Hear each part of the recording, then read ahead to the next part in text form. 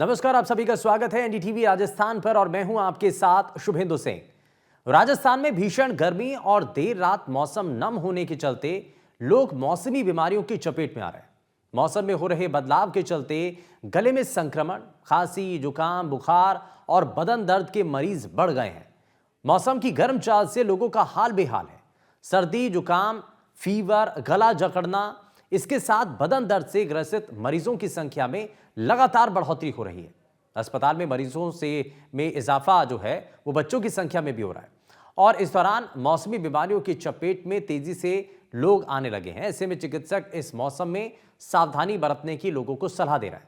ऐसे में कैसे आप अपनों का ध्यान रखें और कैसे बदलते मौसम से आपको बचना है, आज हम इसी पर चर्चा करेंगे। लेकिन उससे पहले आपको बाड़मेर सहित, क्योंकि प्रदेश भर में कई जगहों पर मौसम में आए अचानक से बदलाव के बाद वायरल बुखार का कहर देखने को मिल रहा है और स्थिति यह है कि बाड़मेर जिला अस्पताल में ओपीडी 4000 के पार तक पहुंच चुकी है। डॉक्टर्स के कमरों के आगे मरीजों और तीमारदारों की लंबी लाइनें हैं। इलाज के बावजूद ये वायरल बुखार 4 से 5 दिन से पहले ठीक होने का नाम नहीं ले रहा है। इसीलिए आप जरा लोगों का क्या इस पर कहना है और लोगों से बात की है, जरा वो रिपोर्ट आपको दिखाते हैं। अभी बाड़मेर नहीं, अभी जो सीजन चल रहा है, जो टेम्परेचर इन्वायरमेंट का चल रहा है, उस हिसाब में जो वायरस जिंदा रहती है, तो ये बीमारी लगभग सभी जगह है। और अभी अपनी जो ओपीडी करीब करीब 4000 से ऊपर चल रही है पर डे की, और एडमिशन भी 200 से ज़्यादा हो रहे हैं। तो ये एक टेम्परेचर डिपेंडेंट वायरल इन्फेक्शन होता है, वो है। क्या लक्षण है तो इसके बचाव? अ, लक्षण तो वायरल के एक ही है, बुखार आता है, बॉडी एक होता है, हेडेक होता है, और यही लक्षण होते हैं। और बचाव तो ये है कि भाई ध्यान रहे, ज़्यादा एकदम इन्वायरमेंट बदलने का वो नहीं हो। जैसे टेम्परेचर बढ़ा हुआ है तो लोग बाग ओढ़ना बंद कर देते हैं, तो लेकिन रात में फिर सर्दी हो जाती है तो जुकाम हो जाता है। तो इस तरह की जो ध्यान रखें। बाकी तो क्या वायरल है, ये तो चलेगा, और जैसे टेम्परेचर बढ़ेगा तो ये अपने आप खत्म हो जाएगा।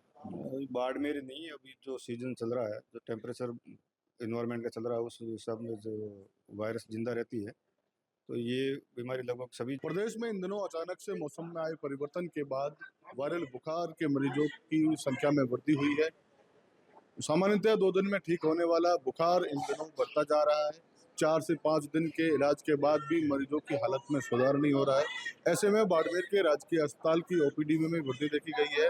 करीब 4000 के पार ओपीडी यहाँ पर पहुँच चुकी है। ऐसे में इसमें ज़्यादातर जो मामले हैं वो वायरल बुखार के हैं। देखिए लंबी लाइन है यहाँ पर मरीजों की, इनसे जानेंगे, कोशिश भी करेंगे कि क्या लक्षण है, क्या तकलीफ इनको हो रही है। कहाँ से आए हैं आप? पटियाला से क्या तकलीफ है आपको? बुखार आ रहा है।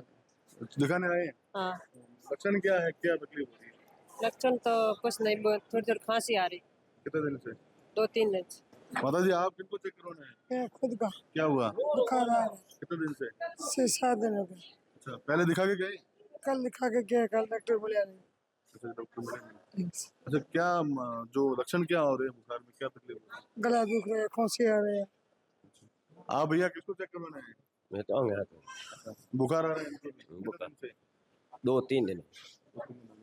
बिल्कुल, जो सामान्य जो वायरल बुखार के मरीज हैं, इनमें शरीर दर्द, सर दर्द, बुखार जैसे कई लक्षण देखने को मिल रहे हैं। वहीं इसको लेकर जब बाड़मेर राजकीय अस्पताल के पीएमओ से बातचीत की तो उन्होंने कहा कि अचानक से मौसम में आए बदलाव के चलते ये जो है, जब तक तापमान 35 डिग्री से पार नहीं हो जाता तब तक ये लक्षण रहेंगे। तब तक इससे बचाव ही उपचार है और डॉक्टर की राय से जो मेडिसिन है निरंतर, उनकी सहायता से इस रोग से निपटा जा सकता है। राजू माली, एनडीटीवी, बाड़मेर। तो बाड़मेर से हमने आपको एक रिपोर्ट दिखाई, लेकिन चुरू में भी क्या स्थितियां बन रही हैं, जरा वो भी आप जानिए। दरअसल चुरू के अंदर भी मौसम में हो रहे बदलाव का असर दिखाई दे रहा है। जिले में मौसमी बीमारियां दस्तक देने लगी हैं। राजकीय और निजी अस्पतालों में रोजाना आने वाले मरीजों की संख्या लगातार बढ़ रही है। अस्पताल में आने वाले ज्यादातर मरीज वायरल और खांसी, जुकाम, बुखार और उल्टी दस्त की शिकायत लेकर पहुंच रहे हैं। मरीजों की बढ़ती संख्या के कारण अस्पताल में रजिस्ट्रेशन काउंटर, दवा वितरण केंद्र और लैब में लंबी कतारें नजर आ रही हैं। चिकित्सा विभाग ने लोगों से मौसम के अनुसार खानपान और पहनावे में सावधानी बरतने की अपील की है, जिससे गंभीर बीमारियों से बचा जा सके। ये जो बदलते मौसम के साथ एक टाइप का वायरल इन्फेक्शन पेशेंट्स को हो रहा है, इसकी वजह से बुखार आना, खांसी आना, ये सब हो रहे हैं। और जो प्रेग्नेंट पेशेंट्स को खांसी और बुखार आता है तो उसकी वजह से जो गर्भ में शिशु है वो भी अफेक्ट होता है। तो गर्भवती महिलाओं को एक तो अपने प्रॉपर हरी सब्जियां और डाइट का ध्यान रखना चाहिए, और दूसरा उचित कपड़ों का चयन करना चाहिए। बाहर ठंडी हवाओं में सही कपड़े इस्तेमाल करें और अपनी बॉडी की इम्यूनिटी को बनाए रखने के लिए अच्छी डाइट लें। बीते कुछ दिनों से लगातार चूरू जिले के तापमान में भारी बदलाव देखा जा रहा है। जहां दिन में तेज़ धूप खिलती है तो शाम होते होते सर्दी है वो बढ़ जाती है। ऐसे में तापमान में भी बदलाव लगातार हो रहा है। वहीं तापमान में बदलाव के चलते कहीं ना कहीं अस्पतालों की ओपीडी है वो लगातार बढ़ रही है। निजी और सरकारी अस्पतालों में लगातार मरीजों की लंबी लंबी कतारें वो देखी जा सकती है। बदलते मौसम के साथ ही मौसमी बीमारियाँ भी लगातार बढ़ रही है। हमारे साथ डॉक्टर अब्दुल गफ़ार खान साहब हैं, इनसे बात करेंगे। सर, लगातार मौसमी बीमारियों के मरीज आ रहे हैं, क्या कहेंगे? बिल्कुल, इन दिनों मौसम परिवर्तन हुआ है। ख़ास तौर से तापमान का जो डिफरेंस है दिन का और रात का बहुत ज़्यादा हुआ है, और इसके चलते इन दिनों मौसमी बीमारियाँ बहुत ज़्यादा फैल रही हैं। और ख़ास तौर से जो श्वसन तंत्र है, जुकाम, खांसी, नाक बंद होना, छींकें आना, सांस भारी होना और कंटिन्यू खांसी होना जो है, लगातार खांसना जो है, ये सब इस वक्त सबसे ज़्यादा आ रहे हैं। और इसका भी जो प्रकोप है वो पिछले 5-7-10 दिनों में ही बढ़ा है ज़्यादा।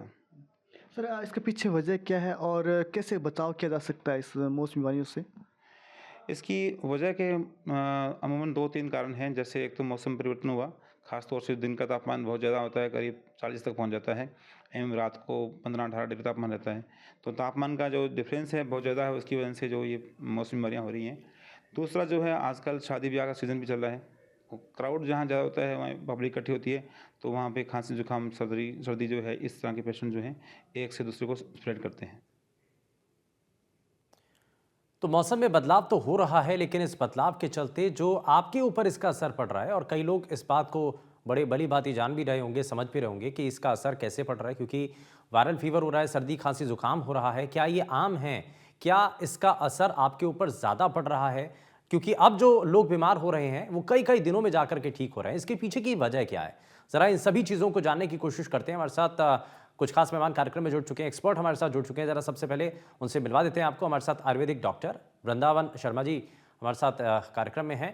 सर, बहुत स्वागत है आपका। हमारे साथ संक्रामक रोग विशेषज्ञ डॉक्टर छवि गुप्ता जी भी हमारे साथ कार्यक्रम में जुड़ चुके हैं। छवि जी, बहुत स्वागत है आपका एनडीटीवी राजस्थान पर। मैं वृंदावन शर्मा जी, शुरुआत आपसे कर रहा हूँ। ये अभी जो परिस्थितियां बन रही हैं, मौसम बदल रहा है, और ये रूटीन में रहता भी है कि जब भी मौसम परिवर्तन होता है, सर्दी गर्मी का थोड़ा सा अंतर रहता है, तब सर्दी खांसी जुकाम ये इस तरीके से रहता ही है। लेकिन इस बार जो लोग वायरल फीवर जिनको हो रहा है, बुखार हो रहा है, सर्दी खांसी जुकाम हो रहा है, कई लोगों की परेशानियां ये हैं कि उनका गला जकड़ गया और कई दिन हो चुके हैं लेकिन वो ठीक नहीं हो रहा है। ये क्या बाकी जो सर्दी खांसी जुकाम है उनसे अलग है? क्या हो क्या रहा है इसका? शीत ऋतु में कफ का संचय होता है। आयुर्वेद के हिसाब से शीत ऋतु में जो अपन भारी खाना लेते हैं अपने आहार विहार, उस वजह से कफ का संचय होता है। और जैसे ही शीत ऋतु जाती है, बसंत ऋतु आती है या गर्मी की ऋतु आने वाली होती है, उसमें कफ का प्रकोप होता है। ये हमेशा से ही होता है, अभी नहीं है, ऐसा रहता है। तो कफ का प्रकोप होता है, उस कंडीशन में हमें जो भारी भोजन होते हैं उनका त्याग करना चाहिए। ज्यादा मधुर रस, खट्टे रस, इस तरह का जो भोजन है जिसमें घी, दूध, दही, छाछ, अचार, इन खान पान का परहेज रखना चाहिए। कटु तिक्त कषाय रसों का सेवन अगर अपन करें, सुबह थोड़ा सा जगते नहीं, हल्का योग व्यायाम करें या घूमने जाएं, ज्यादा गर्म ज्यादा ठंडे पानी का भी थोड़ा सा ध्यान रखें, मतलब मीडियम पानी हो स्नान वगैरह के लिए। अगर ये रखेंगे तो हम इस जो बसंत ऋतु में होने वाली बीमारी है उनसे अपन आराम से बच सकते हैं। ये कोई पहली बार नहीं हो रहा है। हाँ। बसंत ऋतु में हमेशा कफ का प्रकोप होता है और उसमें हमेशा इस तरह की जो मौसमी बीमारियां, जिसमें बुखार है, खांसी है, गले में खराश होना है, टॉन्सिल होना है, इस तरह की बीमारियां होती हैं। तो इसमें अगर हम कुछ जैसे घरेलू चीजों का भी प्रयोग करें, जिसमें थोड़ा सा निवाया पानी, हल्का सा नमक डाल के गरारे करने हैं, नीम की कोमल पत्तियां भी शुरू हो जाती हैं, उनको भी अपन लें, या मतलब सूंठ, मिर्च, पिपली, तुलसी पत्र, इनका प्रयोग अगर चाय में, काढ़े में करें तो अपन ये इन बीमारियों से आराम से बच सकते हैं। ये है कि अगर अपन ने थोड़ा सा सर्दी जुकाम हुआ और स्टार्टिंग में ही दवाई का प्रयोग नहीं करना चाहिए। इससे क्या है कि बीमारियों का क्या है कि जो दोष होते हैं आयुर्वेद के हिसाब से वो रुक जाते हैं, फिर आगे के चल के और थोड़ी सी दीर्घकालिक बीमारियों में वो परिवर्तित हो जाती हैं। तो इस कंडीशन में अपन को इसको मानना चाहिए कि हमारी मतलब धीरे धीरे इम्यूनिटी बढ़ती रहे, और साधारण खाना होता है उस पर धीरे धीरे जाए, क्योंकि ग्रीष्म ऋतु आ रही है। शीत ऋतु का जो आहार विहार है, जो भारी खाना होता था उसको धीरे धीरे त्याग करें, ठीक है, और ग्रीष्म ऋतु का जो खाना है उसको अपन ठीक है, मैं शुरू उस पर भी आऊँगा कि अब हमें डाइट अपनी जब बदलनी है तो उसमें क्या हमें जोड़ना चाहिए, क्या हमें थोड़ा सा अवॉइड करना चाहिए, इस पर भी मैं बात करूँगा। लेकिन छवि जी को इसमें मैं जोड़ रहा हूँ। छवि जी, एक चीज़ ये कि ये तो हम मान ही रहे हैं कि भाई ये हमेशा से होता आया है, लेकिन इस बार थोड़ा सा चेंज कुछ नज़र आ रहा है, क्योंकि जो लोग संक्रमित हो रहे हैं या जिनको गले की परेशानी हो रही है या फीवर हो रहा है, तो वो थोड़ा सा लंबा खिंच रहा है।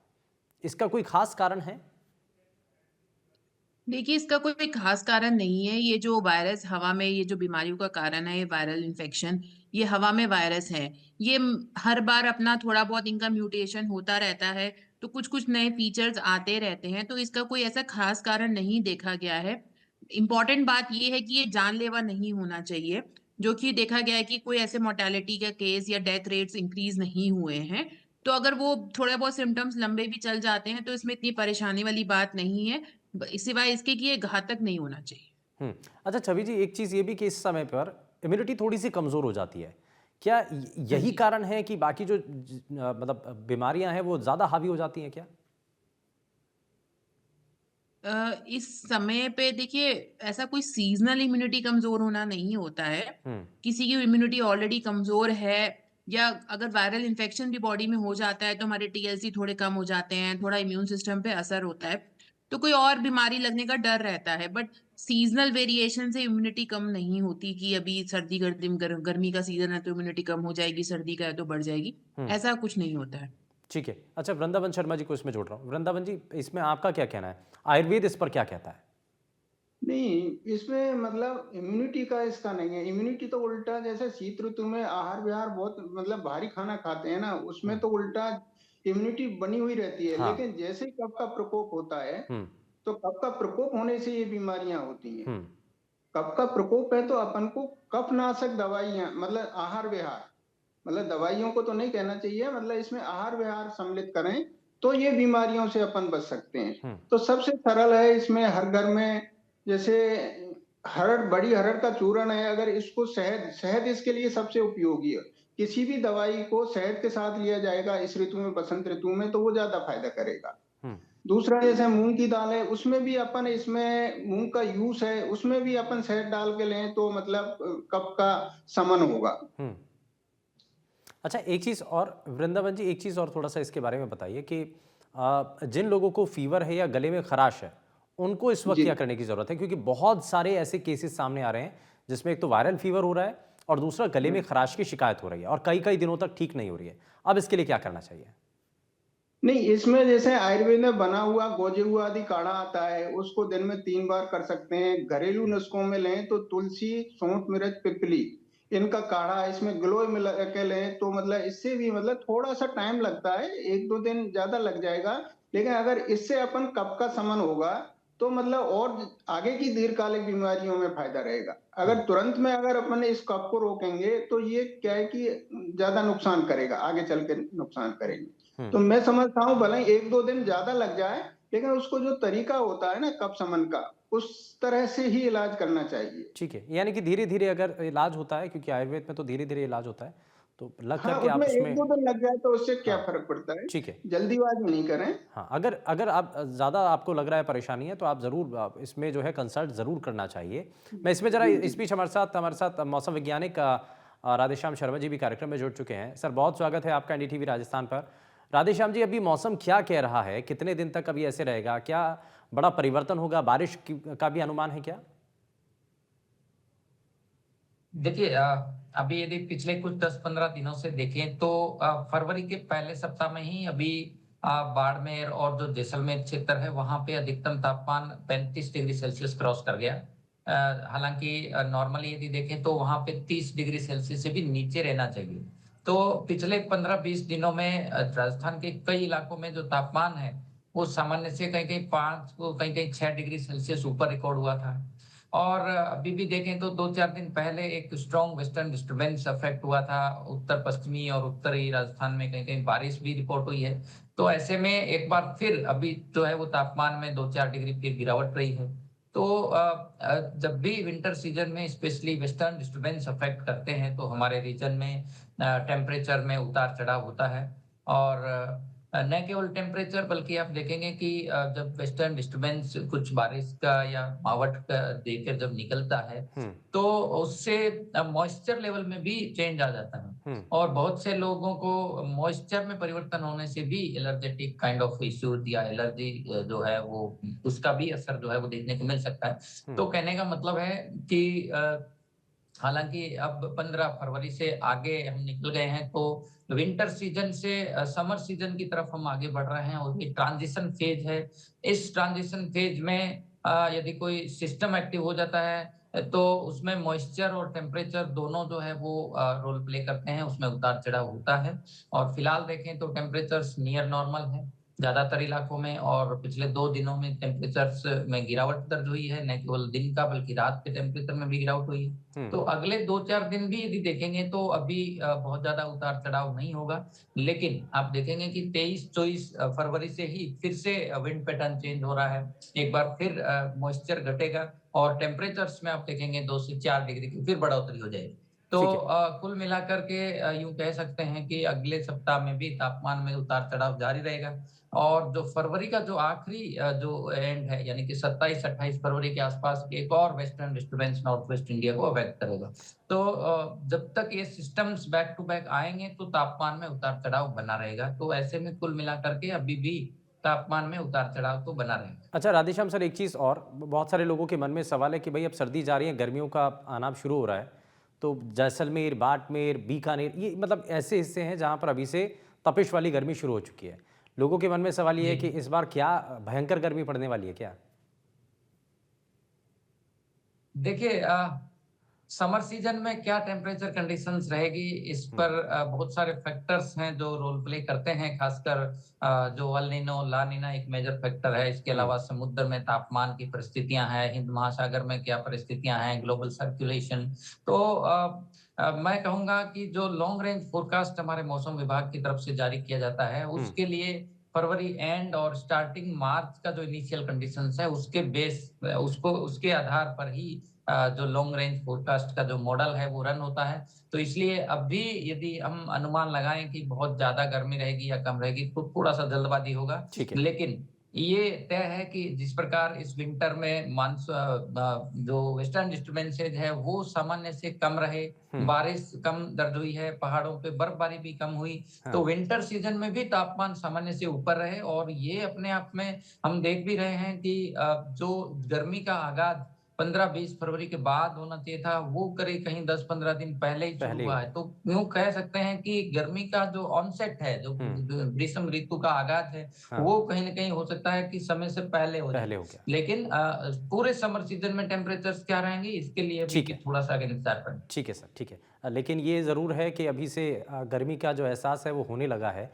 खास करके राजस्थान के कई हिस्से तो ऐसे हैं जहाँ पर ज़्यादा इसका असर दिखाई देने लगा है। मैं जरा इसमें छवि जी को जोड़ देता हूँ। छवि जी अब ज़रा थोड़ा सा इसके बारे में, क्योंकि गर्मी तो शुरुआत पहले से हो गई, इसका आगे प्रभाव क्या होगा उस पर बात हम आगे भी करेंगे। लेकिन एक चीज़ साफ है कि जो पहले से पेशेंट हैं जिनको अलग अलग तरीके की बीमारियाँ हैं, किसी को डायबिटीज़ है या कोई और दूसरी दवाई कोई खा रहा है, तो ऐसे समय में और क्या सावधानी उनको बरतनी चाहिए? देखिए ये जो नॉर्मल वायरस जो है सीजनल फ्लू आता है उससे बचने का सबसे अच्छा तरीका तो होता है कि फ्लू वैक्सीन लगाया जाए, जो हर साल एक नई वैक्सीन आती है। सबसे बेस्ट ये रहता है कि prevention is always better than cure, जैसा कि हम कहते हैं। तो अगर जो डायबिटीज के पेशेंट हैं या जो कैंसर या इस टाइप के पेशेंट है तो उनको हर साल ये फ्लू वैक्सीन लगाएंगे तो एटलीस्ट वो कुछ हद तक प्रोटेक्टिव रहेंगे, उनमें सीवियर फेटल डिजीज़ नहीं होगी, अगर हल्के-फुल्का होगा भी तो हल्का-फुल्का खाँसी में वो निकल जाएगा। और इसके अलावा प्रिकॉशंस ये हैं कि ज़्यादा भीड़-भड़ाकों वाले एरिया में जैसे मान लीजिए जैसा अभी आपने बताया कि वहाँ पे इस एरिया में पर्टिकुलर एरिया में आउटब्रेक सा हो रखा है, मरीज़ों की लाइन ज़्यादा लगी हुई है। ऐसे एरिया में मास्क वगैरह पहन के जाएँ और बाकी कफ एटिकेट्स हैं, जो बीमार हैं वो मुँह पे हाथ रख के खाँसे, सोशल डिस्टेंसिंग जो हम कोविड के टाइम फॉलो करते थे ये करें।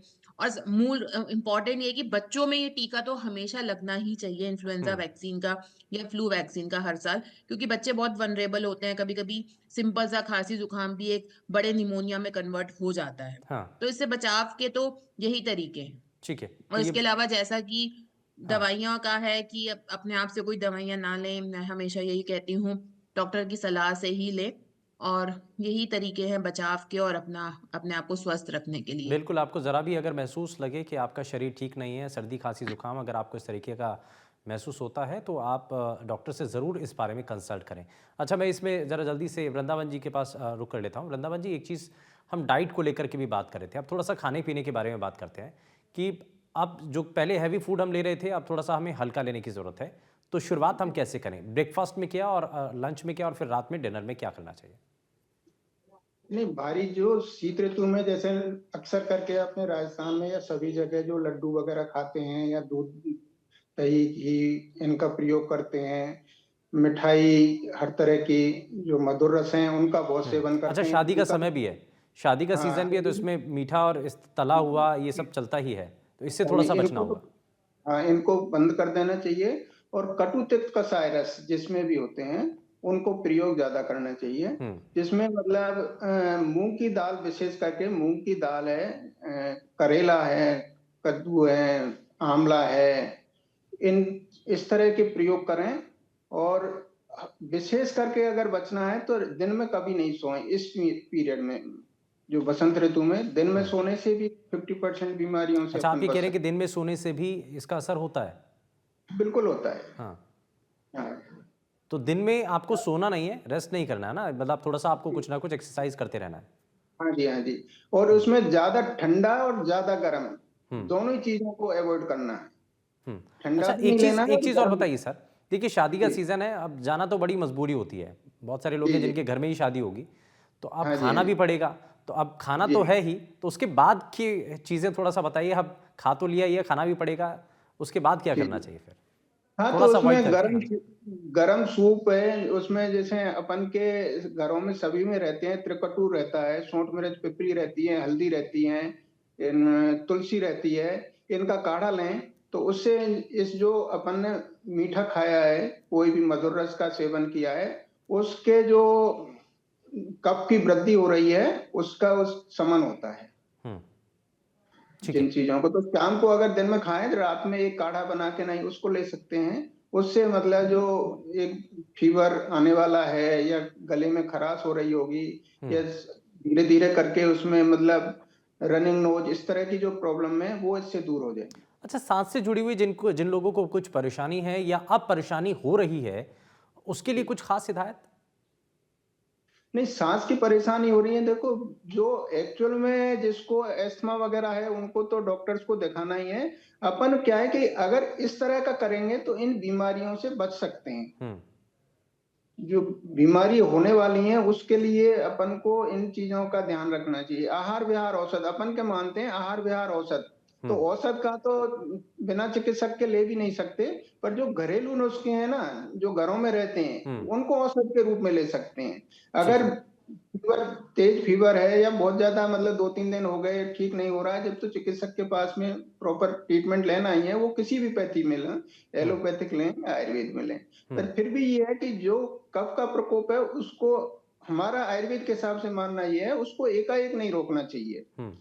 मतलब 1-2 दिन बुखार आया तुरंत गोली ले ली, ये मतलब आयुर्वेद के हिसाब से काफी आगे की बीमारी बढ़ाने के लिए मददगार हो जाता है। ऐसा तो नहीं कि 1-2 दिन हम इंतज़ार करें और तब तक आयुर्वेद के नुस्खे हम आज़माएँ, ठीक है? क्योंकि एक तो धीरे भी काम करती है, तो ऐसा तो नहीं कि स्थिति खराब हो जाए या नहीं, थोड़ा-सा नहीं, हाँ, आयुर्वेद के नुस्खे एक तरह से ये जो कफ नाशक चीजें हैं ना, बताएं हुँ, नॉर्मल चीज जो घरेलू में है, हुँ, हुँ, इनको तो अपन शुरू कर ही सकते हैं ना हाँ, सर। वो है, तुलसी है, सौंठ मिर्च पिपली है, दालचीनी है। अच्छा, एक बार आप बताएंगे कि क्या आप अब कैसे बता रहे हैं, नीम, सौंठ और क्या क्या चीजें हैं? हाँ, तो तुलसी पत्र, सौंठ मिर्च पिपली, सूंठ, काली मिर्च और पिपली, ठीक है, इनका काढ़ा बना लें या इनको चाय वगैरह में काढ़े के रूप में ले लें, इनसे बच सकते हैं।